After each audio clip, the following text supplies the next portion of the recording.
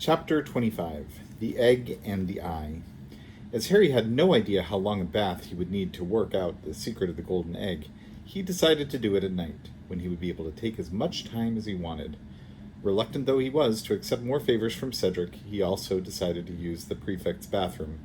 Far fewer people were allowed in there, so it was much less likely that he would be disturbed. Harry planned his excursion carefully, because he had been caught out of bed and out of bounds by Filch, the caretaker, in the middle of the night once before, and had no desire to repeat that experience. The invisibility cloak would, of course, be essential, and as an added precaution, Harry thought he would take the Marauders map, which, next to the cloak, was the most useful aid to rule-breaking Harry owned. The map showed the whole of Hogwarts, including its many shortcuts and secret passageways, and most important of all, it revealed the people inside the castle as minuscule labeled dots moving around the corridors so that Harry would be forewarned if anybody was approaching the bathroom. On Thursday night, Harry sneaked up to bed, put on the cloak, crept back down the stairs, and just as he had done on the night when Hagrid had shown him the dragons, waited for the portrait hole to open. This time it was Ron who wanted outside to give the fat lady the password. This time it was Ron who waited outside to give the fat lady the password. Banana fritters. Good luck, Ron muttered, climbing back into the room as Harry crept out past him. It was awkward moving under the cloak tonight because Harry had the heavy egg under one arm and the map field in front of his nose with the other. However, the moonlit corridors were empty and silent, and by checking the map at strategic intervals, Harry was able to ensure that he wouldn't run into anyone he wanted to avoid. When he reached the statue of Boris the Bewildered, a lost-looking wizard with his glove on the wrong hands, he located the right door, leaned close into it, and muttered the password, Pine Fresh, just as Cedric had told him. The door creaked open. Harry slipped inside, bolted the door behind him, and pulled off the invisibility cloak, looking around. His immediate reaction was that it would be worth becoming a prefect just to be able to use this bathroom. It was softly lit by a splendid candle-filled chandelier, and everything was made of white marble, including what looked like an empty, rectangular swimming pool sunk in the middle of the floor. About 100 golden taps stood all around the pool's edges, each with a different colored jewel set in its handle. There was also a diving board. Long white linen curtains hung at the windows. A large pile of fluffy white towels sat in the corner, and there was a single golden framed painting on the wall. It featured a blonde mermaid who was fast asleep on a rock, her long hair over her face. It fluttered every time she snored. Harry moved forward, looking round, his footsteps echoing off the walls. Magnificent though the bathroom was, and quite keen though he was to try out a few of those taps, Now he was here, he couldn't quite suppress the feeling that Cedric might have been having him on. How on earth was this supposed to help solve the mystery of the egg? Nevertheless, he put one of the fluffy towels, the cloak, the map, and the egg at the side of the swimming pool-sized bath. Then he knelt down and turned on a few of the taps. He could tell at once that they carried different sorts of bubble bath mixed with the water, though it wasn't bubble bath as Harry had ever experienced it. One tap gushed pink and blue bubbles the size of footballs. Another poured ice-white foam so thick that Harry thought it would have supported his weight if he tried to test it. A third sent heavily perfumed purple clouds hovering over the surface of the water. Harry amused himself for a while, turning the taps on and off, particularly enjoying the effect of one whose jet bounced off the surface of the water in large arcs. Then, when the deep pool was full of hot water, foam, and bubbles, which took a very short time considering its size, Harry turned off all the taps, pulled off his pajamas, slippers, and dressing gown, and slid into the water. It was so deep that his feet barely touched the bottom, and he actually did a couple of lengths before swimming back to the side and treading water, staring at the egg. Highly enjoyable though it was to swim in hot and foamy water with clouds of different colored steam wafting all around him, no stroke of brilliance came to him, no sudden burst of understanding. Harry stretched out his arms, lifted the egg in his wet hands, and opened it. The wailing, screeching sound filled the bathroom, echoing and reverberating off the marble walls, but it sounded just as incomprehensible as ever, if not more so with all these echoes. He snapped it shut again, worrying that the sound would attract Filch, wondering whether that hadn't been Cedric's plan, and then making him jump so badly that he dropped the egg, which clattered away across the bathroom floor. Someone spoke. "I'd try putting it in the water if I were you." Harry had swallowed a considerable amount of bubbles in shock. He stood up, sputtering, and saw the ghost of a very gloomy-looking girl sitting cross-legged on top of one of the taps. It was Moaning Myrtle, who was usually to be heard sobbing in the S-bend of a toilet 3 floors down. "Myrtle," Harry said in outrage, I'm not wearing anything." The foam was so dense that this hardly mattered, but he had a nasty feeling that Myrtle had been spying on him from one of the taps ever since he arrived. "I closed my eyes when you got in," she said, blinking at him through her thick spectacles. "You haven't been to see me for ages." "Yeah, well," said Harry, bending his knees slightly just to make absolutely sure that Myrtle couldn't see anything but his head. "I'm supposed to come into your bathroom, am I? It's a girl's one." "You didn't used to care," said Myrtle miserably. "You used to be in there all the time." It was true, though, only because Harry, Ron, and Hermione had found Myrtle's out-of-order toilets a convenient place to brew Polyjuice Potion in secret, a forbidden potion that had turned him and Ron into living replicas of Crabbe and Goyle for an hour, so that they could sneak into the Slytherin common room. "I got told off for going in there," said Harry, which was half true. Percy had once caught him coming out of Myrtle's bathroom. "I thought I'd better not come back after that." "Oh, I see," said Myrtle, picking at a spot on her chin in a morose sort of way. "Well, anyway, I tried the egg in the water. That's what Cedric Diggory did." "Have you been spying on him too?" said Harry indignantly. "What'd you do, sneak up here in the evenings to watch the prefects take baths?" "Sometimes," said Myrtle rather slyly. "But I've never come out to speak to anyone before." I'm honored," said Harry darkly. "You keep your eyes shut." He made sure Myrtle had her glasses well covered before hoisting himself out of the bath, wrapping the towel firmly around his waist and going to retrieve the egg. Once he was back in the water, Myrtle peered through her fingers and said, "Go on, then. Open it under the water." Harry lowered the egg beneath the foamy surface and opened it, and this time it did not wail. A gurgling song was coming from it, a song whose words he couldn't distinguish through the water. "You need to put your head under too," said Myrtle, who seemed to be thoroughly enjoying bossing him around. "Go on." Harry took a great breath and slid under the surface, and now, sitting on the marble bottom in the bubble-filled bath, he heard a chorus of eerie voices singing to him from the open egg in his hands. "Come seek us where our voices sound. We cannot sing above the ground. And while you're searching, ponder this. We've taken what you'll sorely miss. An hour long you'll have to look and to recover what we took. But past an hour, the prospect's black. Too late, it's gone. It won't come back." Harry let himself float back upward and broke the bubbly surface, shaking his hair out of his eyes. "Hear it?" said Myrtle. "Yeah. Come seek us where our voices sound. And if I need persuading, hang on, I need to listen again." He sank back underneath the water. It took 3 more underwater renditions of the egg song before Harry had it memorized. Then he trod water for a while, thinking hard, while Myrtle sat and watched him. "I've got to go and look for people who can't use their voices above the ground," he said slowly. "Or who could that be? Slow, aren't you?" He had never seen Moaning Myrtle so cheerful, apart from the day when a dose of Polyjuice Potion had given Hermione the hairy face and tail of a cat. Harry stared around the bathroom, thinking, if the voices could only be heard underwater, then it made sense for them to belong to underwater creatures. He ran his theory past Myrtle, who smirked at him. "Well, that's what Diggory thought," she said. "He lay there talking to himself for ages about it, ages and ages. Nearly all the bubbles had gone." "Underwater," Harry said slowly. "Myrtle, what lives in the lake, apart from the giant squid?" "Oh, all sorts," she said. "I sometimes go down there, sometimes don't have any choice. If someone flushes my toilet when I'm not expecting it." Trying not to think about Moaning Myrtle zooming down a pipe to the lake with the contents of a toilet, Harry said, "Well, does anything in there have a human voice?" "Hang on." Harry's eyes had fallen on the picture of the snoozing mermaid on the wall. Myrtle. "There aren't mer-people in there, are there?"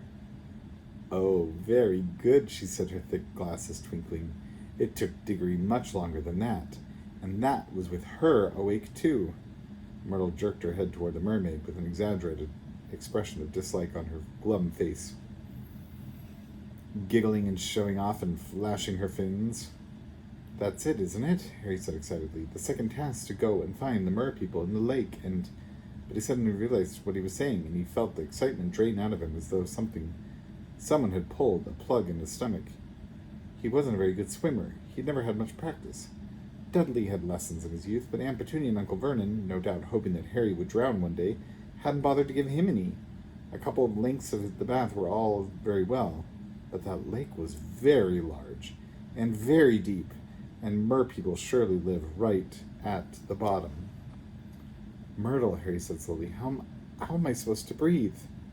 At this, Myrtle's eyes filled with sudden tears again. "Tactless," she muttered, groping in her robes for a handkerchief. "What's tactless?" said Harry, bewildered. "Talking about breathing in front of me," she said shrilly, and her voice echoed loudly around the bathroom. "When I can't, I haven't, not for ages." She buried her face in her handkerchief and sniffed loudly. Harry remembered how touchy Myrtle had always been about being dead, but none of the other ghosts he knew made such a fuss about it. "Sorry," he said impatiently. "I didn't mean. I just forgot." "Oh yes, very easy to forget. Myrtle's dead," said Myrtle, gulping, looking at him out of swollen eyes. "Nobody's missed me when I was alive. It took them hours and hours to find my body." "I know. I was sitting there waiting for them. Olive Hornby came into the bathroom. 'Are you here again sulking, Myrtle?' she said. 'Because Professor Dibbit asked me to look for you.' And then she saw my body. Oh," she said, she didn't forget it until her dying day. I made sure of that. Followed her around and reminded her I did. I remember her brother's wedding." But Harry wasn't listening. He was thinking about the mer-people's song again. "We've taken what you'll sorely miss." It sounds as though they were going to steal something of his, something he had to get back. What were they going to take? And then, of course, she went to the Ministry of Magic to stop me stalking her, so I had to come back here and live in my toilet. "Good," said Harry vaguely. "Well, I'm a lot further on than I was. Shut your eyes now, will you? I'm getting out."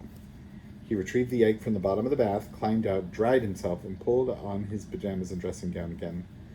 "Will you come down and visit me in my bathroom sometime?" Moaning Myrtle asked mournfully as Harry picked up the invisibility cloak.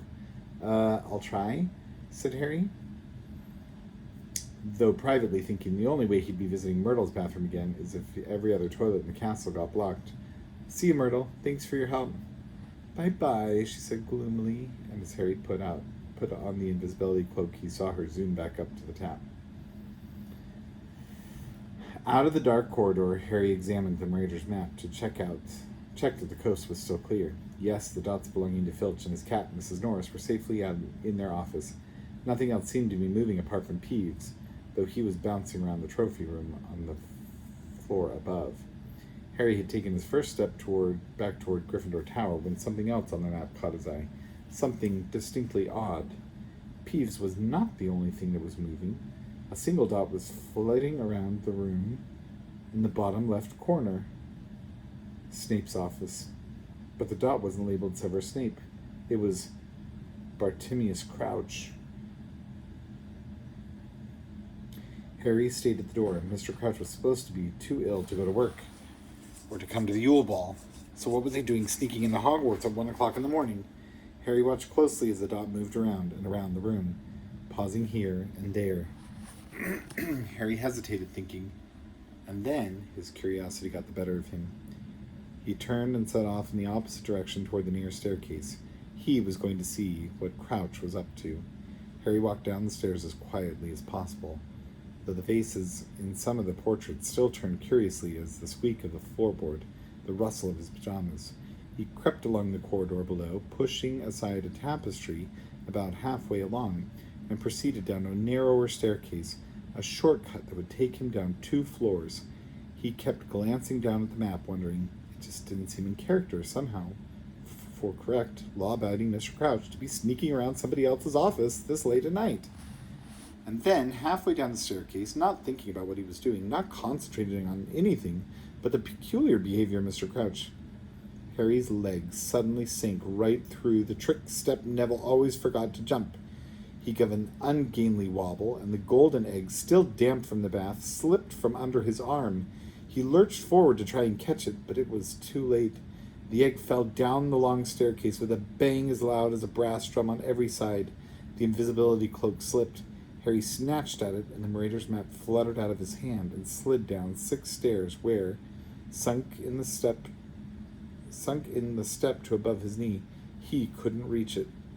The golden egg fell through the tapestry at the bottom of the staircase, burst open, and began wailing loudly in the corridor below. Harry pulled out his wand and struggled to touch the Marauder's map, to wipe it blank, but it was too far away to reach. Pulling the cloak back over himself, Harry straightened up, listened hard with his eyes screwed up with fear, and almost immediately... Peeves! It was the unmistakable hunting cry of Filch, the caretaker. Harry could hear the rapid, shuffling footsteps coming nearer and nearer, his wheezy voice raised in fury. "What's the racket? Wake up the whole castle, will you? I'll have you, Peeves. I'll have you, What is this?" Filch's footsteps halted. There was a clink of metal on metal, and the wailing stopped. Filch had picked up the egg and closed it. Harry stood very still, one leg still jammed tightly in the magical step, listening. Any moment now, Filch was going to pull aside the tapestry, expecting to see Peeves, and there would be no Peeves. But if he came up the stairs, he would spot the Marauder's map, and the invisibility cloak or not, the map would show Harry Potter standing exactly where he was. "Egg?" Filch said quietly on the foot of the stairs. "My sweet!" Mrs. Norris was obviously with him. "This is a Triwizard glue. This belongs to a school champion." Harry felt sick. His heart was hammering very fast. "Peeves!" Filch roared gleefully. "You've been stealing." He ripped back the tapestry below, and Harry saw his horrible, pouchy face and bulging, pale eyes staring up at the dark and, to Filch, deserted staircase. "Hiding, are you?" he said softly. "I'm coming to get you, Peeves. You've gone and stolen a Triwizard clue, Peeves. Dumbledore'll have you out of here for this, you filthy, pilfering poltergeist." Filch started to climb the stairs, his scrawny, dust-colored cat at his heels. Mrs. Norris's lamp-like eyes, so very like her master's, were fixed directly upon Harry. He had occasion, before now, to wonder whether the invisibility cloak worked on cats. Sick with apprehension, he watched Filch, drawing nearer and nearer in his old flannel dressing gown. He tried desperately to pull his trapped leg free, but it merely sank a few more inches. Any second now, Filch was going to spot the map or walk right into him. "Filch, what's going on?" Filch stopped a few steps before Harry and turned. At the foot of the stairs stood the only person who could make Harry's situation worse. Snape! He was wearing a long gray nightshirt, and he looked livid. "It's Peeves, Professor," Filch whispered malevolently. He threw his egg down the stairs. Snape climbed up the stairs quickly and stopped before Filch. Beside Filch. Harry gritted his teeth, convinced his loudly thumping heart would give him away at any second. "Peeves?" said Snape softly, staring at the egg in Filch's hands. "But Peeves couldn't get into my office." "This egg was in your office, Professor?" "Of course not," Snape snapped. "I heard banging and wailing." "Yes, Professor, that was the egg." "I was coming to investigate." "Peeves threw it, Professor. And when I passed my office, I saw that the torches were lit and a cupboard opened. Cupboard door was ajar. Somebody's been searching it." "But Peeves couldn't." "I know he couldn't, Filch," Snape snapped again. "I sealed my office with a spell none but a wizard could break." Snape looked up the stairs, straight through Harry, and then down the corridor below. "I want you to come and help me search for the intruder, Filch." Yes, Professor, but..." Filch looked yearningly up the stairs right through Harry, who could see he was very reluctant to forego the chance of cornering Peeves. "Go," Harry pleaded with him silently. "Go with Snape, go." Mrs. Norris was peering around Filch's legs. Harry had the distinct impression that she could smell him. Why had he filled that bath with so much perfumed foam? "The thing is, Professor," said Filch plaintively, "the headmaster will have to listen to me this time. Peeves has been stealing from a student. It might be my chance to get him thrown out of the castle once and for all." "Filch, I don't give a darn about the wretched poltergeist. It's my office that's—" Clunk, clunk, clunk. Snape stopped talking very abruptly. He and Filch both looked down at the foot of the stairs. Harry saw Mad-Eye Moody limp into sight through the narrow gap between their heads. Moody was wearing his old traveling cloak over the nightshirt and leaning on his staff as usual. "Pajama party, is it?" he growled up the stairs. "Professor Snape and I heard noises, Professor," said Filch at once. "Peeves the poltergeist throwing things around as usual, and then Professor Snape discovered that someone has broken into his office." "Quiet!" Snape hissed to Filch. Moody took a step closer to the foot of the stairs. Harry saw Moody's magical eye travel over Snape, and then, unmistakably, onto himself. Harry's heart gave a horrible jolt. Moody could see through invisibility cloaks. He alone could see the full strangeness of the scene. Snape in his nightshirt, Filch clutching the egg, and he, Harry, trapped in the stairs behind them. Moody's lopsided gash of a mouth opened in surprise. For a few seconds, he and Harry stared straight into each other's eyes. Then Moody closed his mouth and turned his blue eye upon Snape again. "Did I hear you correctly, Snape?" he asked slowly. "Somebody broke into your office?" It is unimportant," said Snape coldly. "On the contrary," growled Moody, "it's very important. Who'd want to break into your office?" "A student, I dare say," said Snape. Harry could see a vein flicking horribly on Snape's greasy temple. "It has happened before. Potions ingredients have gone missing from my private store cupboard. Students attempting illicit mixtures, no doubt." "Reckon they'd be after potion ingredients, eh?" said Moody. "Not hiding anything else in your office, are you?" Harry saw the edge of Snape's sallow face turn a nasty brick color, the vein in his temple pulsing more rapidly. "You know I'm hiding nothing, Moody," he said in a soft and dangerous voice. "And you've searched my office pretty thoroughly yourself." Moody's face twisted into a smile. "Auror's privilege, Snape. Dumbledore told me to keep an eye." "Dumbledore happens to trust me," said Snape through clenched teeth. "I refuse to believe he gave you orders to search my office." "Of course Dumbledore trusts you," growled Moody. "He's a trusting man, isn't he? Believes in second chances. But me, I say there are spots that don't come off, Snape. Spots that never come off. Do you know what I mean?" Snape suddenly did something very strange. He seized his left forearm convulsively with his right hand, as though something on it had hurt him. Moody laughed. "Get back to bed, Snape. You don't have the authority to send me anywhere," Snape hissed, letting go of his arm as though angry with himself. "I have as much right to prowl this school after dark as you do." "Prowl away," said Moody, but his voice was full of menace. "I look forward to meeting you in a dark corridor sometime. You've dropped something, by the way." With a stab of horror, Harry saw Moody point at the Marauder's map, still lying on the staircase 6 steps below him. As Snape and Filch both turned to look at it, Harry threw caution to the winds. He raised his arms under the cloak and waved furiously at Moody to attract his attention, mouthing, "It's mine, mine." Snape had reached out for it, a horrible expression of dawning comprehension on his face. "Accio parchment!" The map flew up into the air, slipped through Snape's outstretched fingers, and soared downstairs into Moody's hand. "My mistake," Moody said calmly. "It's mine. I must have dropped it earlier." But Snape's black eyes were darting from the egg in Filch's arms to the map in Moody's hand, and Harry could tell he was putting 2 and 2 together.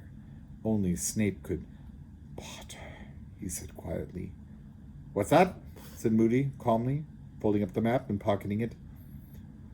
Potter, Snape snarled, and he actually turned his head and stared right at the place where Harry was, as though he could suddenly see him.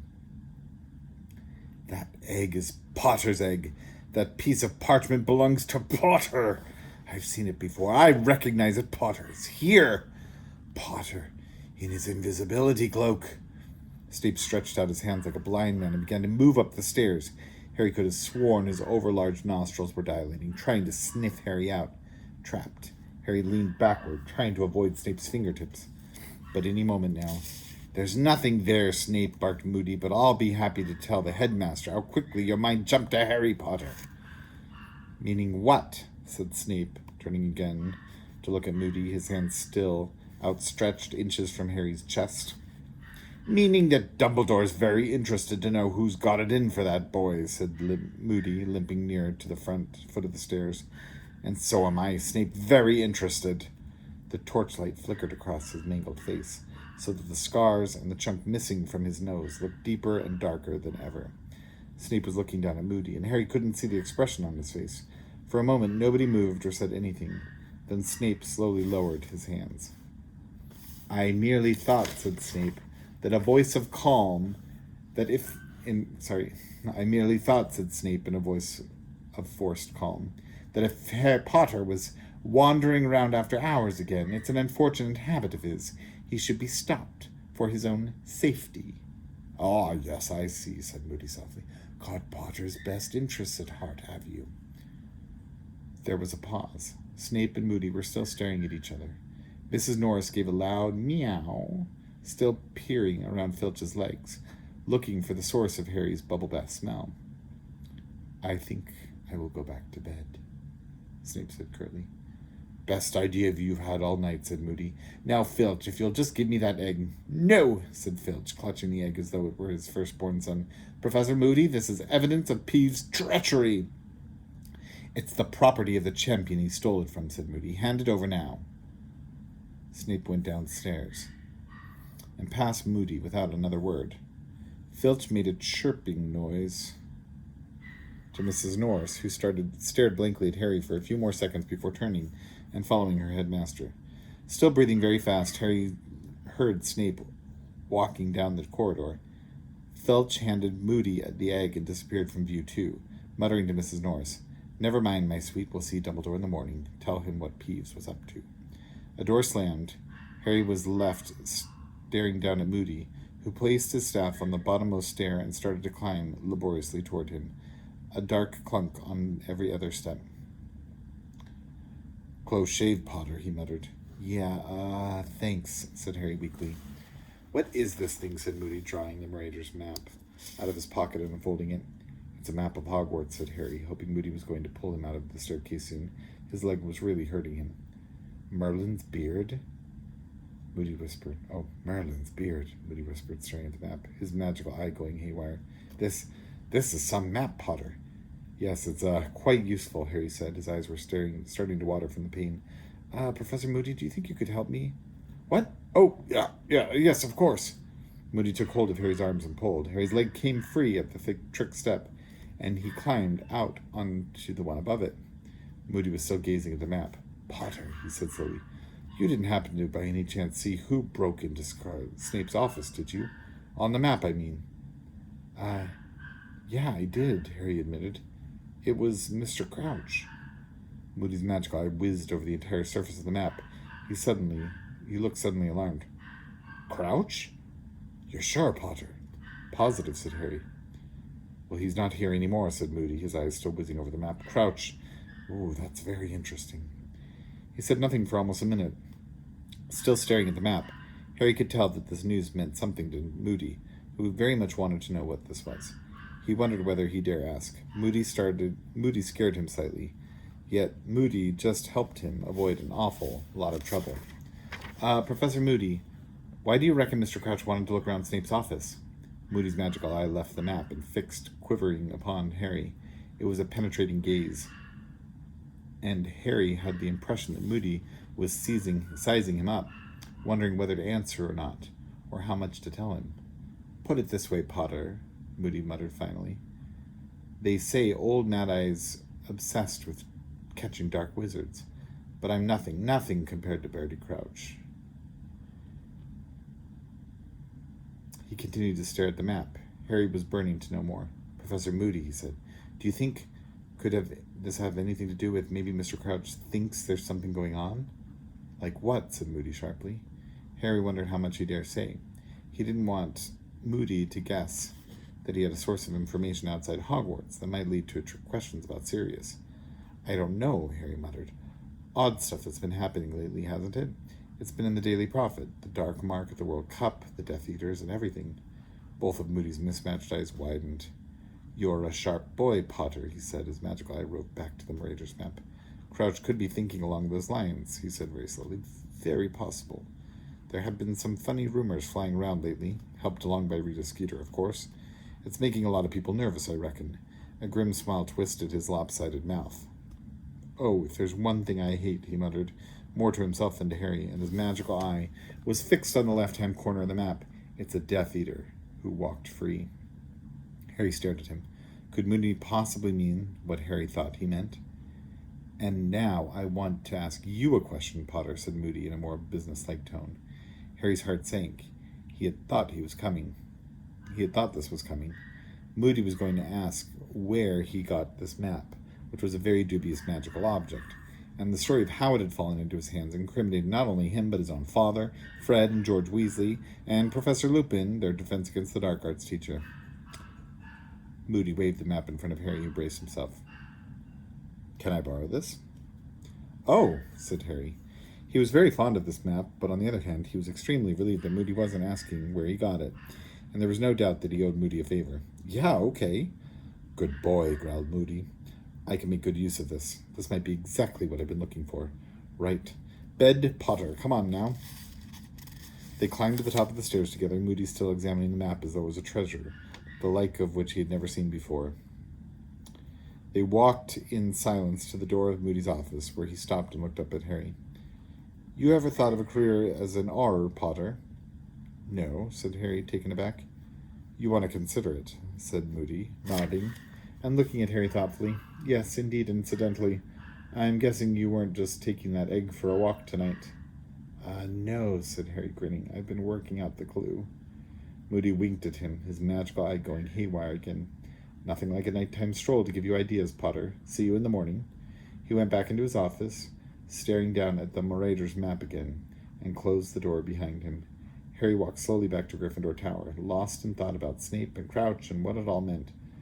Why was Crouch pretending to be ill if he could manage to get to Hogwarts when he wanted to? What did he think Snape was concealing in his office? And Moody thought Harry, ought to be an Auror. Interesting idea, but somehow Harry thought he had got quietly into his four-poster bed minutes later, the egg and the cloak now safely back in the trunk. He thought he'd like to check out how scared the rest of them were before he chose it as a career. How scarred the rest of them were before he chose it as a career. End of chapter 25.